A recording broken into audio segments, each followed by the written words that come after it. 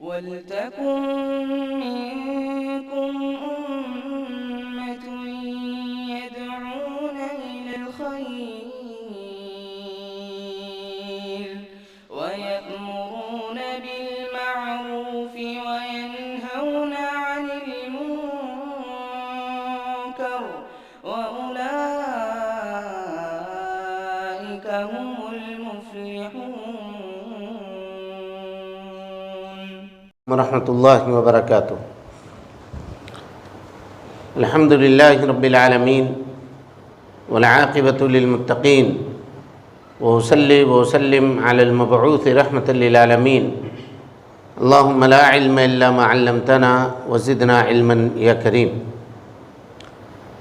محترم حاضرین، دوستو، بزرگوں اور ساتھیوں، عشرہ مبشرہ بالجنہ رضوان اللہ علیہم اجمعین کی سیرت کے تعلق سے آپ کے سامنے گفتگو چل رہی ہے۔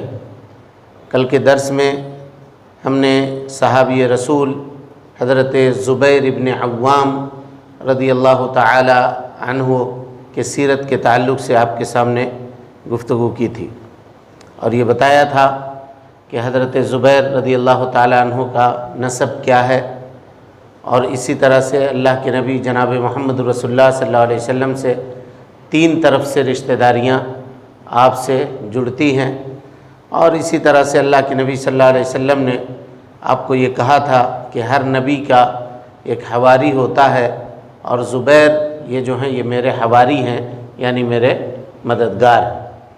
اور اسی طرح سے ہم نے یہ بھی بتایا تھا کہ حضرت زبیر ابن عوام رضی اللہ عنہ بڑے تاجر تھے، اور تقریباً 1000 غلام کے مالک تھے، جن کا خراج یعنی غلاموں کا کام کرنے کا جو پیسہ ہوتا تھا وہ ان کے پاس آتا تھا، اور 1 روپیہ بھی یہ اپنی ذات کے اوپر خرچ نہیں کرتے تھے، بلکہ اس کو غریبوں میں، مسکینوں میں اور حاجت مندوں اور ضرورت مندوں میں اس پیسے کو تقسیم کر دیا کرتے تھے۔ حضرت زبیر ابن عوام رضی اللہ تعالی عنہ کو شہادت کی موت پسند تھی۔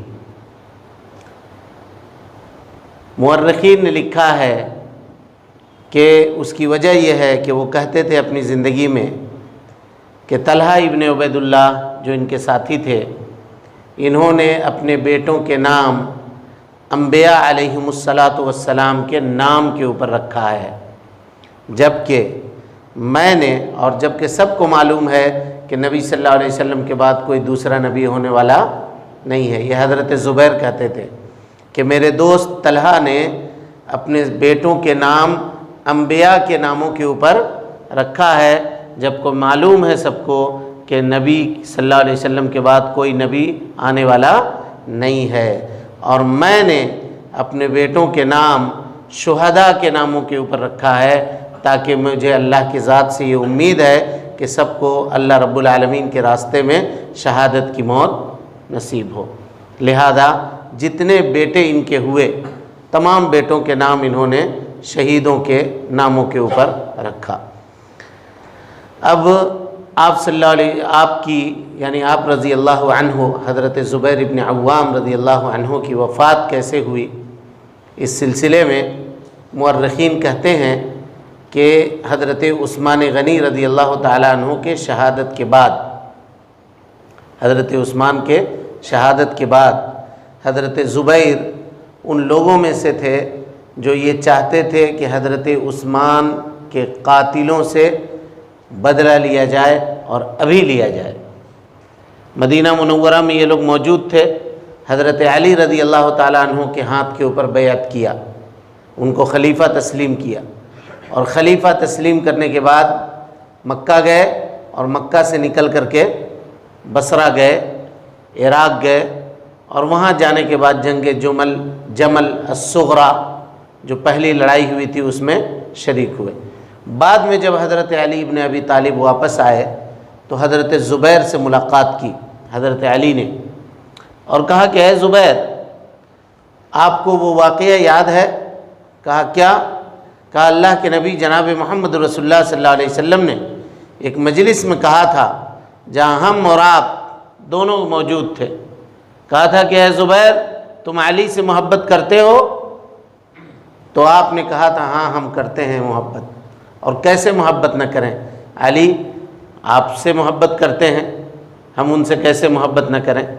کہا تو پھر اس دن کا تمہارا کیا خیال ہے جس دن تم علی سے لڑائی کرنے کے لیے نکلو گے؟ یہ نہیں کہا تھا نبی صلی اللہ علیہ وسلم نے، اور یہ کہا تھا زبیر کہ تم ظالم ہوگے اگر علی سے نکلو گے تو۔ حضرت زبیر نے کہا کہ مجھے یہ بات یاد نہیں تھی، لیکن آپ نے جب یاد دلا دی تو مجھے بات یاد آ گئی، اب میں آپ سے لڑائی نہیں کروں گا، اور واپس پلٹ کر کے وہ جانے لگے، لڑائی میں شریک نہیں تھے، واپس پلٹ کر کے جانے لگے۔ دو طرح کے واقعات ہیں، ایک واقعہ یہ ہے کہ جب واپس پلٹ کر کے قافلے سے نکل کر جانے لگے تو تھوڑی دور جانے کے بعد ایک جگہ پر آرام کرنے کے لیے اترتے ہیں، تو وہاں پہ 3 لوگ جو باغیوں میں سے تھے، جن میں سے ایک کا نام فضالہ ابن حابس تھا، دوسرے کا نام عامر ابن جرموز تھا، اور ایک شخص تھا جس کا نام تھا نعر ابن تیموم۔ یہ تینوں لوگ ملے، اور اس حال میں کہ وہ سوئے ہوئے تھے، عامر ابن جرموز نے جا کر کے آپ کے اوپر حملہ کیا اور آپ کو شہید کر دیا۔ اور اس کے بعد یہ تلوار لے کر کے، یعنی حضرت زبیر کی تلوار لے کر کے گئے کہاں؟ حضرت علی رضی اللہ تعالیٰ عنہ کے پاس، تاکہ حضرت علی کو بتا دیں کہ میں نے آپ کے دشمن کو مار دیا ہے۔ پہنچے، حضرت علی سے اجازت طلب کی، دروازہ کھٹکھٹایا تو حضرت علی نے دروازہ نہیں کھولا، اور اندر سے ہی آپ نے جواب دیا کہ تم نے یہ کیا کر دیا؟ میں نے جناب محمد رسول اللہ صلی اللہ علیہ وسلم کو یہ کہتے ہوئے سنا تھا کہ بشر ابن صفیہ بالنار، صفیہ کے بیٹے زبیر کے قتل کرنے والے کو جہنم کی خوشخبری سنا دینا۔ تو تم نے جہنم خرید لی اپنے لیے، کس کو قتل کر دیا تم نے؟ اور میں اس قتل سے کبھی بھی راضی نہیں ہوں۔ حضرت علی ابن ابی طالب رضی اللہ تعالیٰ عنہ نے حضرت زبیر کے قاتل سے ملاقات کرنے سے بھی منع کر دیا، ملاقات کرنے سے بھی منع کر دیا۔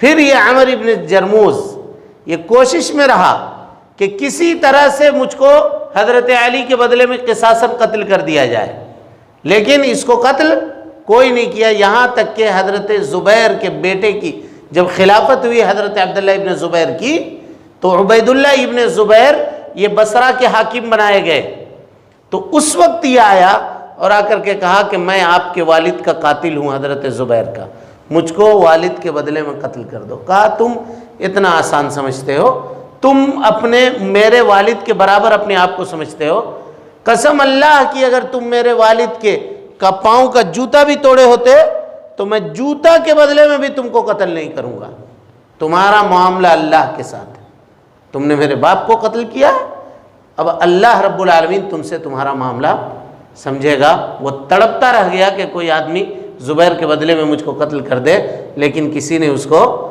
قصاص لینے کے لیے کوئی بھی شخص اس سے راضی نہیں ہوا۔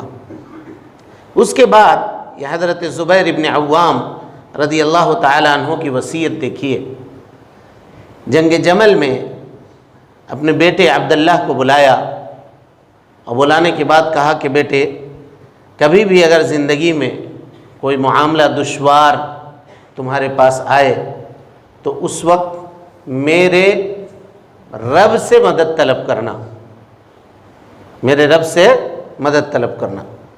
تو ان کے بیٹے کہتے ہیں کہ جب بھی زندگی میں کبھی معاملہ میرے پاس مشکل گھڑی آئی تو میں کہتا تھا یا رب زبیر، اے زبیر کے رب میری مدد فرما دیجئے، تو اللہ رب العالمین میرے اس معاملے میں آسانی پیدا فرما دیتا تھا۔